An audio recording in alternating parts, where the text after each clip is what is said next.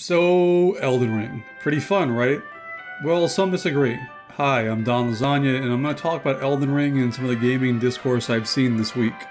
This powder keg blew up when some developers at various AAA games made some criticisms of Elden Ring. I've seen takes from multiple developers criticizing Elden Ring, but the most notorious one is on the screen now. Unfortunately, they've gotten a lot of pile-on, which is a shame. It sucks that we can't discuss this kind of thing without people being cruel, and I did see a lot of stuff sent their way that was pretty uncalled for. That being said, I'm firmly in the camp that disagreement on a public platform does not inherently mean cruelty. On the other hand, I extend that privilege to actual developers. I've seen some people say that developers shouldn't criticize other games openly because of some kind of code of honor between developers, or worse, that if you're quote-unquote on the payroll, you don't get to criticize other games.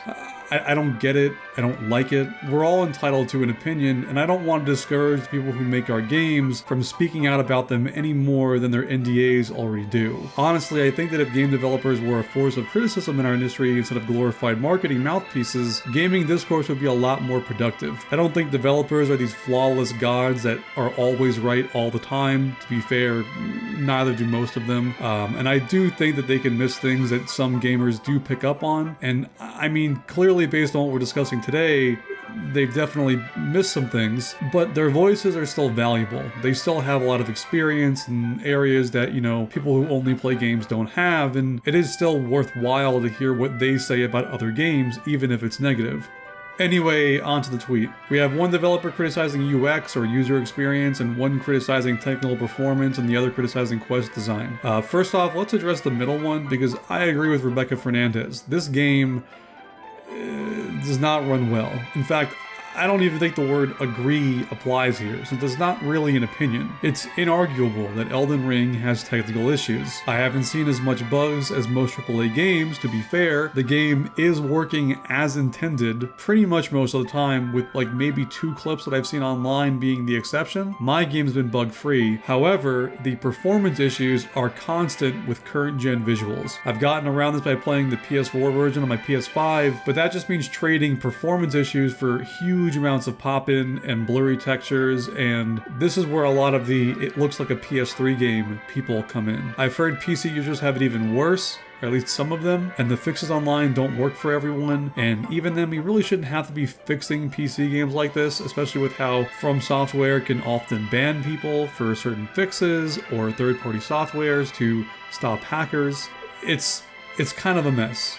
I mean, when you're playing the game, and you're playing the PS4 version on PS5, or some kind of lowered equivalent, or maybe you just have a god PC and it just happens to work really, really well for you, you're not really thinking about that too much, because it's still running at 60 frames per second, and it still looks decent enough, but yeah. I could see why people would complain about it. I think that Rebecca's comment would be significantly better received if it wasn't building on the comments before it. But honestly, I think that we should be encouraging more developers to be like Rebecca and calling out crappy practices when they show up. Now, if this only happens with Elden Ring and not, say, the latest Ubisoft game, then maybe some eyebrows could be raised. I mean, I don't see a lot of developers calling out buggy practices or buggy releases, and Ubisoft have definitely had their fair share of them. It's a little weird that we're only seeing developers calling out super duper buggy games, now. Basically, Cyberpunk and Fallout 76 were the ones that even developers were kind of bad about, but even then, I saw a lot of them kind of pushing back against the people angry about it by saying things like, game development is hard. And it's yeah, it is, but that doesn't change the fact that you're still selling me a $60 game and I expect it to work. Pushing back against criticism by saying my job is hard, it's okay, so you went into an industry with hard jobs. If you can't do that, but you promise me that you can, that's still an issue. But anyway, we're going to set that aside for now. Let's go ahead and focus on the other 2 tweets. The one criticizing the quest design was a senior quest designer at Guerrilla Games, the makers of Horizon Zero Dawn and Forbidden West, and the one criticizing the UX is from Ubisoft, and was also the lead UX designer on Battlefield 2042, which was notorious for its UI changes that are near unanimously considered to be downgrades by seemingly everybody but the developers. Both of these people are high-ranking in their respective teams, and both are in the business of creating a lot of the open-world formula that has dominated the AAA industry for some time now. And this is important. I think that most of the pushback these tweets have received, even the ones about technical issues, are because players don't want to stop the momentum this game has because of what it represents for AAA gaming. Namely, a wake-up call. A lot of people are responding to people using Elden Ring to criticize other games with incredulity. Like, wow, why are they doing that? Why can't they just enjoy both games? But this is a pot that's been simmering for the better part of a decade. Namely, that a lot of people, myself included, are fed up with the AAA formula. In fact, a lot of us have never really liked it. There are a lot of reasons for this. For one, the AAA open world game was not a new tag team to an already existing industry. It was a hostile takeover. It was a replacement of games people used to like.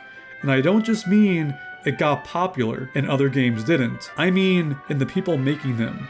Specifically, the studios pumping out AAA open world games were once doing other things. Ubisoft is the king of this formula, but they used to have Splinter Cell and Prince of Persia, and even Far Cry 2 is a far cry from Far Cry 3 through 6. Guerrilla Games are doing Horizon now, but once had the Killzone series. Sucker Punch was once about Sly Cooper. BioWare was once a story-driven RPG studio, and even though some of that was compromised as their games got more streamlined and more action-focused, the heart of their original formula was there until Mass Effect Andromeda decided to be the open world collectathon disaster that we all know it as, only to be followed by the tumbleweed that was Dragon Age Inquisition. Spider-Man, for as much as I liked it, being in the hands of Insomniac is probably why I'm never going to see the Resistance series continue. Similar trends in gaming, like the looter shooter trend, has been the death knell of a lot of formerly creative studios as well, and as much as we can just throw our hands up and say that's just how the free market works, it doesn't have to be.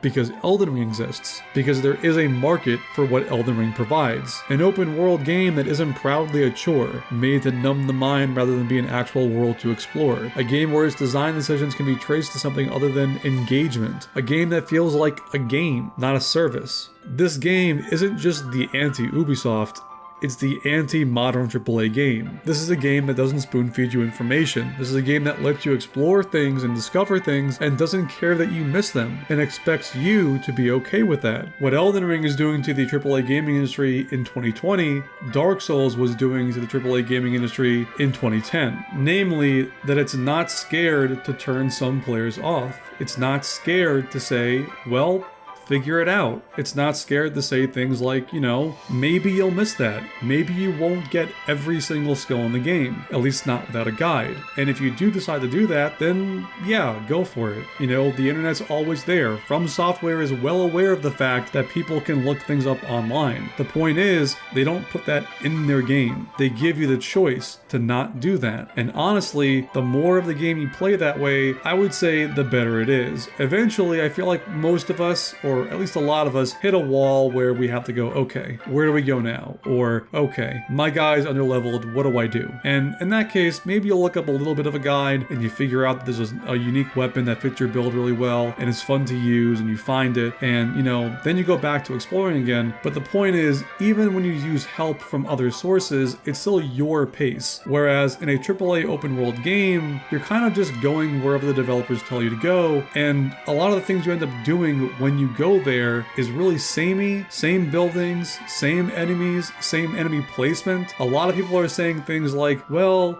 Elden Ring is very much like Ubisoft. It reuses a lot of stuff, and somewhat, but there's a very different feeling of fighting someone on, say, a tight ledge in Elden Ring than in Assassin's Creed. In Assassin's Creed, no matter where I'm fighting someone, it feels mostly the same. There are some things you can do. You can get to higher vantage points in some ways and like shoot arrows down. You know, sometimes you can like jump off of a roof. You know, you can definitely climb things and whatever. And there are options, but these options tend to be kind of repeatable in every single camp that you fight. They don't really feel like unique scenarios, they feel like playstyles that you'll do over and over and over again. There's nothing that forces you to think about your approach, nothing that forces you to think about the different mechanics of the game. You can find your one thing and do that one thing forever, and that can seem fun, except when that one thing doesn't really evolve or have a lot of variety because the developers are forced to do like 40 different one things for 40 different players that they're focus testers so that they would play their game, it begins to feel really, really repetitive really early on. Unless you're the kind of person that plays, you know, maybe 3 hours a night after work and you just want something to kind of turn your brain off to. Those are the kind of people that like a lot of AAA open world games. People that don't really play a lot of games. And that's okay. It's okay for those people to have those games, but for every game to be that game, when you've played so many games yourself, it seems like games aren't for you anymore. And Elden Ring, for a lot of people, was the gaming industry saying, no, we do have games for you. Games can be for you again. See, here's one. And that one game is so huge, it could conceivably last people years. That's great. We should be celebrating that. But also, a lot of the anger that comes from this is the fact that more games could be like this. A lot of the design choices in Assassin's Creed are not the result of developer passion. They're the result of executives valuing engagement over everything else to sell XP microtransactions and whatever. People, even now, even previous fans of Assassin's Creed games are beginning to acknowledge that the Assassin's Creed formula, well, it's not really that great anymore. I mean, it's not that it's bad or it got bad, but it needs to evolve. There needs to be more. There needs to be something else. For me personally, I think the thing that'll evolve the formula is a little bit less hand-holding and maybe a little bit more immersive sim elements. Something like, you know, Breath of the Wild or whatever. I thought that was where the industry was going to go, and to be honest, I kind of still do, but something needs to change. There needs to be more variety. There needs to be more expression, more creativity, more something other than just a Skinner box, because the illusion of, wow, this open world is huge, is fading away to reveal, wow, this is just the same mission over and over again. So if even fans are starting to question the formula, then, well, imagine people that always hated the formula. To me, this formula got old in Assassin's Creed 1. I was bored of that game. I played some of the side missions, realized how repetitive it was, and then just beelined the main quest. And it was a decent game. Not amazing, but there were some cool moments. But my god, when Assassin's Creed 2 came out, I was like, nah, I'm done. A lot of the same gameplay was the same. The gameplay wasn't in-depth enough for the actual different activities to really matter or mean anything. There just wasn't a lot there. And that just kept going to more and more Assassin's Creed games. And then when they revamped the formula, they didn't really revamp it to be something completely new. They just added some Diablo-light elements and made everything else that was already too simple in the other Assassin's Creed games even more simple. And so, yeah, having that and dumbed down version of an already dumbed down version of other games that I liked be the thing that inspired the entire industry for freaking 6 years?